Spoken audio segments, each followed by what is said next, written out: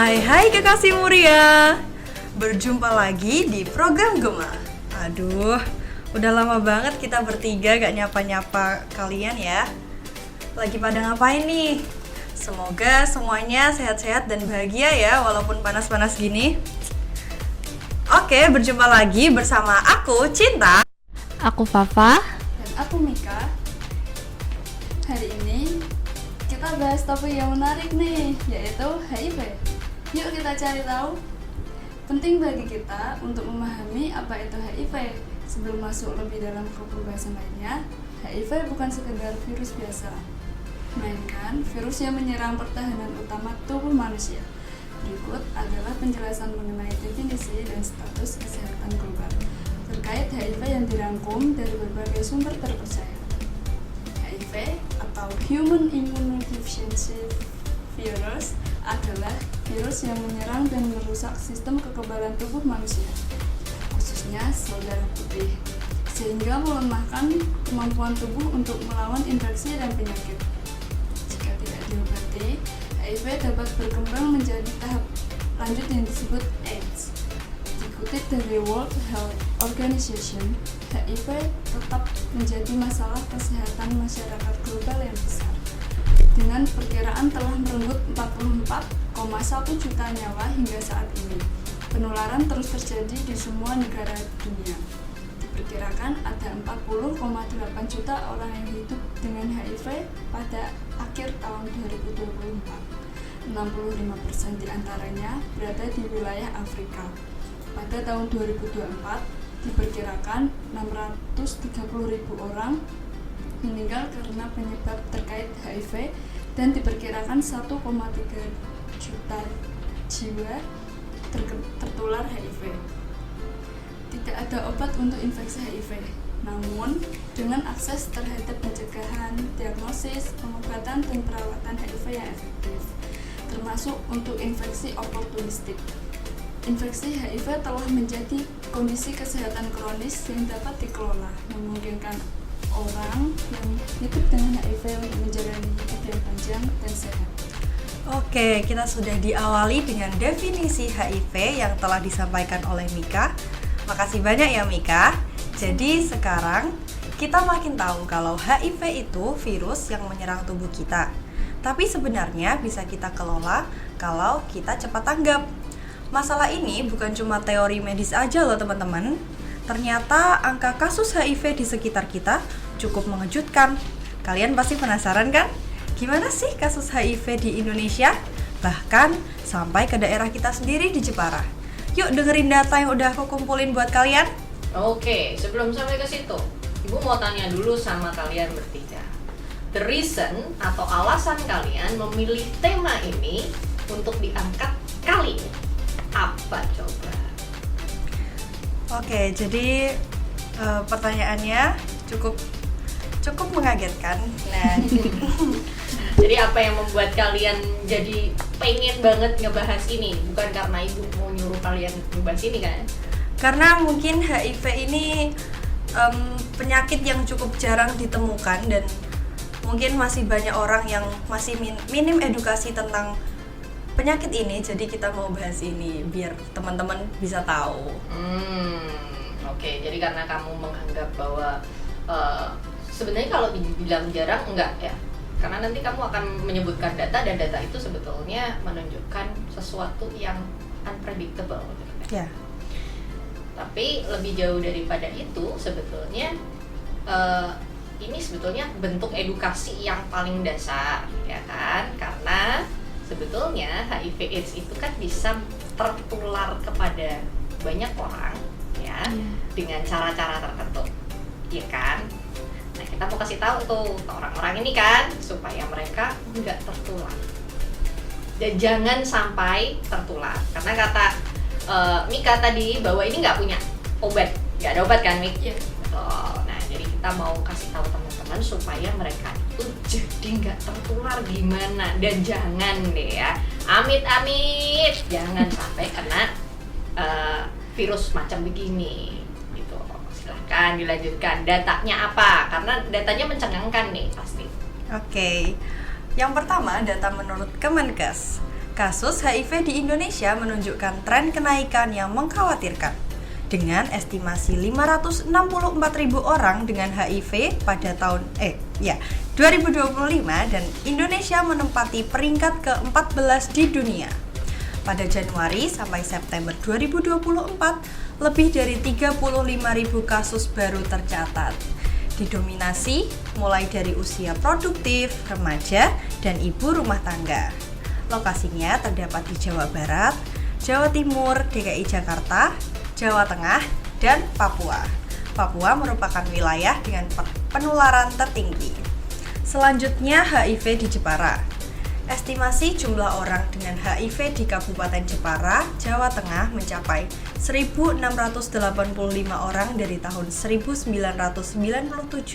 hingga September 2024. Dari total tersebut, baru sekitar 646 orang yang aktif melakukan pengobatan di puskesmas dan rumah sakit setempat. Pada awal tahun 2025 tercatat 46 kasus HIV AIDS baru dengan dominasi kasus pada ibu rumah tangga atau IRT. Poin penting terkait kasus HIV di Jepara. Tren kasus, estimasi total kasus HIV AIDS di Jepara sejak 1997 sampai 2024 mencapai 1.685 orang. Kasus baru pada awal tahun 2025 tercatat penambahan 46 kasus baru.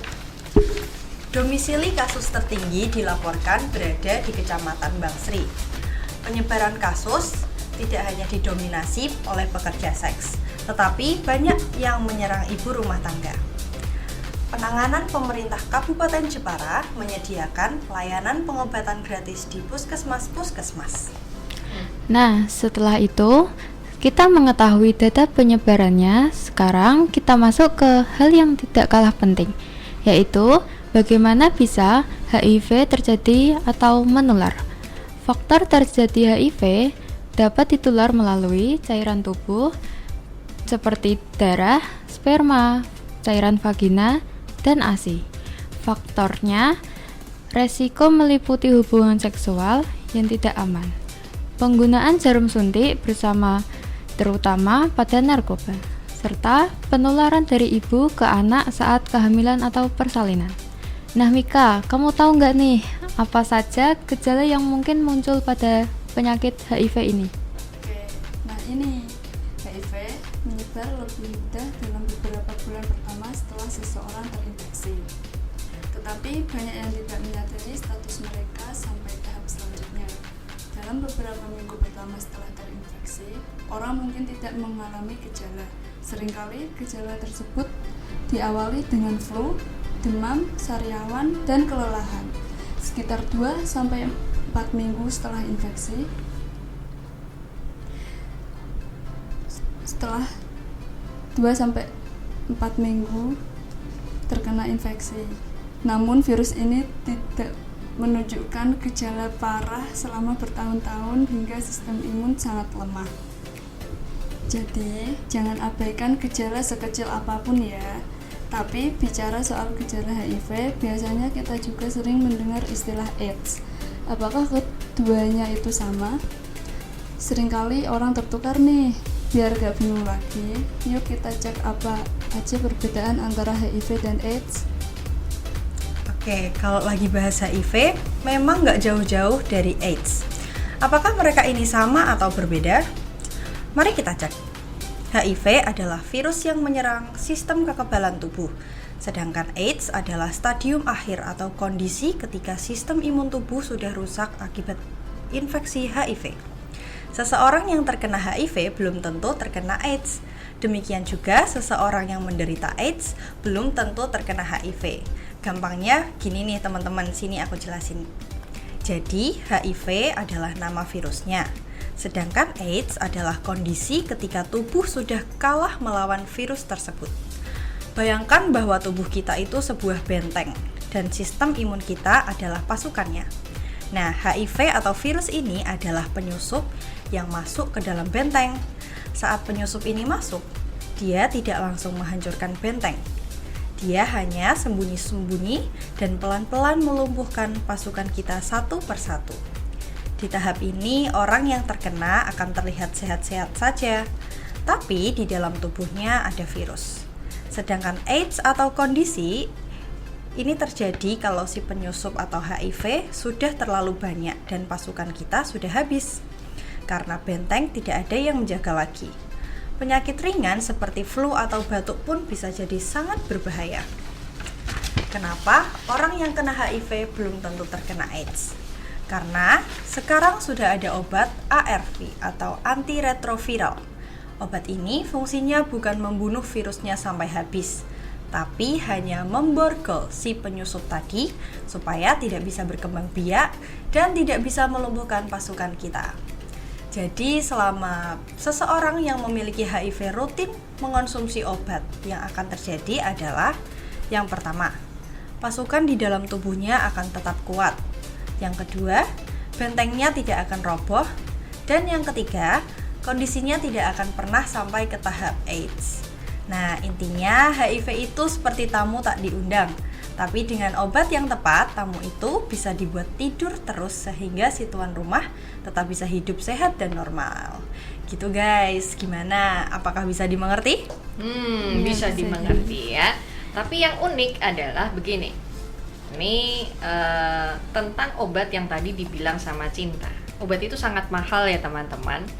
Dan pemerintah kita sekarang ini situasinya tidak dengan mudah dapat mengadakan obat tersebut. Ya. Jadi sudah mahal, langka pula, ya kan? Betul. Jadi kalau dengan kondisi yang seperti ini, maka para pengidap HIV ini juga akan semakin rentan karena dia kan akan bergantung dengan obat itu, Ya. ya kan? Fungsi obat itu tadi memborgol kan? Betul. Nah, terus apakah kalau misalnya udah diborgol, maka tidak ada kemungkinan bahwa akan ada penyusup lain yang masuk? Kan pasti masih ada kemungkinan dong. Jadi kalau misalnya udah minum obatnya, tetapi perilaku seksualnya, kehidupannya sehari-hari masih tidak terjadi perbaikan, maka si penyusup itu juga akan tetap muncul kan? Jadi resikonya tetap akan ada. Gitu. Jadi ini menjadi highlight lagi nih ya, karena informasi terbarunya adalah si obat ini lagi langka aja gitu, karena mahal banget gitu ya. Bahkan alat tes untuk HIV maupun AIDS-nya saja tuh mahal banget ya. Untuk satu kali pemeriksaan kalau nggak salah di range-nya itu sekitar 700.000 gitu, 700-800.000 hanya untuk memastikan bahwa kamu mengidap HIV atau tidak. Jadi itu angka yang cukup mahal. Dan pemerintah lagi-lagi tidak serta-merta memberi dengan cuma-cuma ya.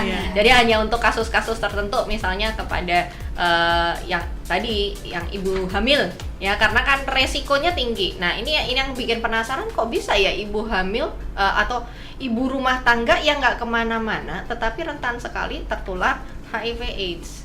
Ternyata perilaku seksual tidak baiknya justru datang dari suaminya atau pasangannya.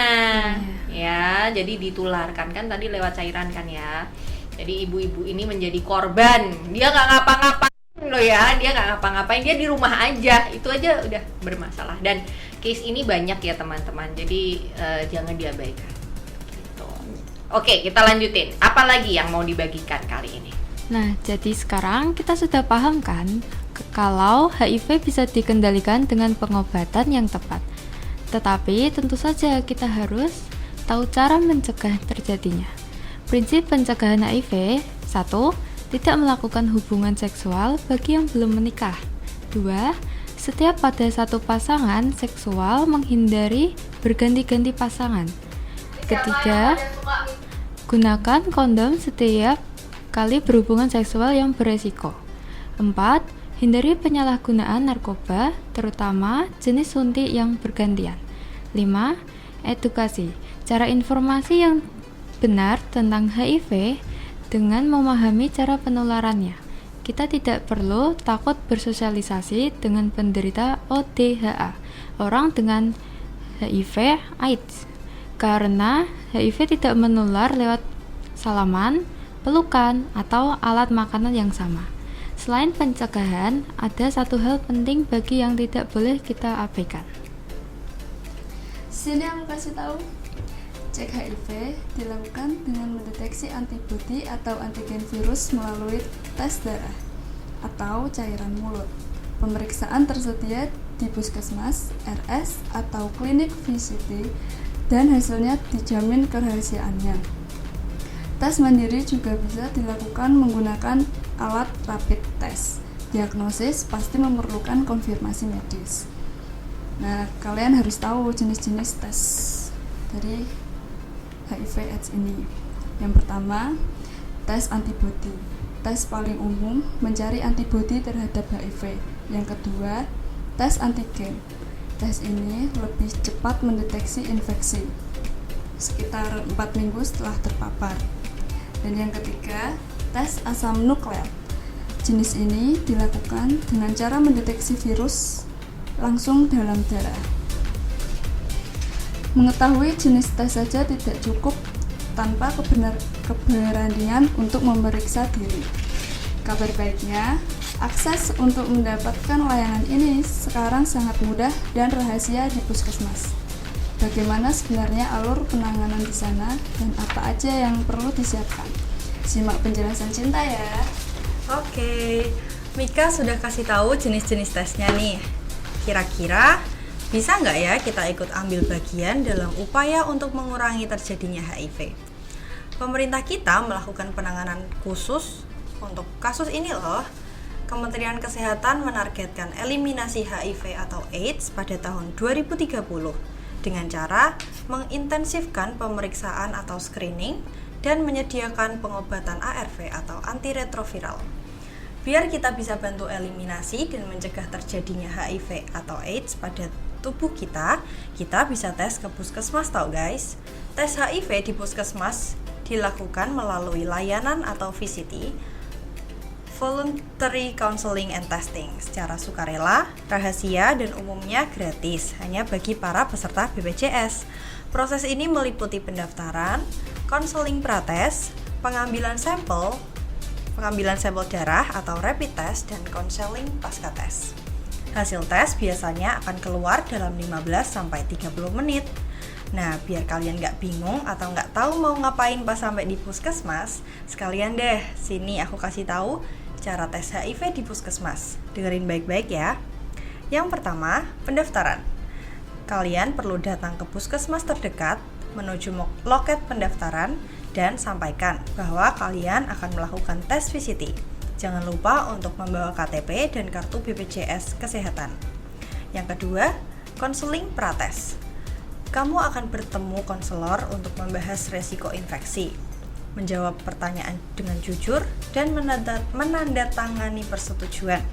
Yang ketiga, tes darah atau rapid test. Petugas akan mengambil sampel darah dari ujung jari untuk diuji. Yang keempat, menunggu hasil. Hasil tes biasanya tersedia dalam 15-20 menit. Yang kelima, konseling pasca tes. Konselor akan menjelaskan hasil tes, yaitu positif atau negatifnya. Apabila positif, konselor akan mengarahkan ke layanan pengobatan atau ARV. Dan jika negatif, konselor akan memberikan konseling untuk menjaga kesehatan dan menghindari perilaku berisiko. Udah deh selesai. Gampang kan?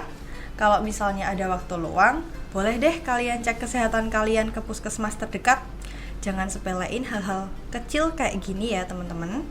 Walaupun mungkin kelihatannya kita baik-baik saja, belum tentu apa yang ada di tubuh kita punya dampak yang baik buat kita ke depannya. Jangan sampai kita nyesel pas udah tua nanti. Gitu teman-teman, semoga membantu ya. Semangat! Nah, ini bagian yang penting juga ya. Karena ini berkaitan dengan perilaku seksual, maka himbauannya perlu ditambah. Himbauannya yang perlu ditambah adalah apa ya kira-kira ya? Supaya apa? Teman-teman tidak melakukan perilaku seksual menyimpang nih ya. Ya. Nah, ini warning sekali, apalagi di usia-usia kalian nih anak-anak SMA, jangan coba-coba deh, gitu ya. Oh. Ya, jadi apalagi aku penasaran Bu, tapi belum waktunya kamu penasaran untuk itu. Kamu keponya aja, cari di Google aja deh, just to know. Jangan dicoba. Jadi kan. pilih-pilih pergaulan juga ya. Iya, penting. betul. Belum waktunya juga kan. Betul. Karena gini ya, kita ngomongin tentang perilaku seksual. Kita nggak pernah tahu kan bahwa apakah pasangan kita ini memang tidak tertular. Iya, benar. Ya kan? Iya. Kan kita nggak pernah tahu gitu Iya. loh. Jadi jangan dilakukan. Bahkan ketika kita mau menikah saja, ini ibu cerita. Zaman dulu waktu ibu mau menikah, itu ibu harus tes dulu tuh sama pasangan. Kita tes dulu untuk memastikan bahwa kita memang bebas dari virus HIV. Karena kalau memang ada virus itu, pernikahan harus ditunda, tidak boleh dilakukan. Gitu. Harus ada pengobatan terlebih dahulu. Dan harus ada konseling seperti yang tadi kalian sampaikan ya. Lebih jauh lagi, siapa lagi yang perlu melakukan pemeriksaan? Ibu hamil. Ibu hamil perlu melakukan pemeriksaan, takutnya sudah tertular dari pasangannya. Karena beberapa waktu yang lalu ibu baru mendengar sebuah kasus seorang bayi lahir sudah dengan HIV/AIDS karena ibunya kena HIV/AIDS ya. Bayinya lahir prematur, besarnya kurang dari 1 kilogram. Ya, terlahir 6 bulan atau 7 bulan begitu, kurang dari 1 kilogram aja. Jadi segede botol. Iya, benar-benar. Nah, itu kan kasihan ya, anaknya kan nggak tahu apa-apa gitu. Dan itu sangat-sangat berisiko dan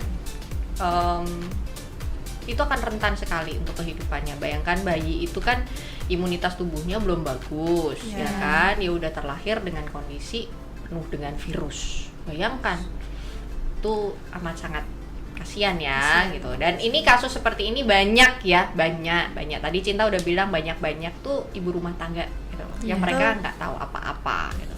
Jadi buat kalian anak-anak SMA, apa pesannya?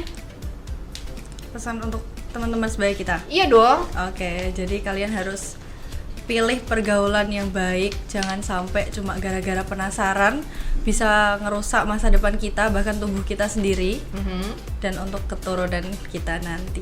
Betul, itu yang pertama. Itu kan tadi masalah perilaku seksual. Yeah. Ternyata selain perilaku seksual, ada perilaku lain yang juga sama berisikonya tuh.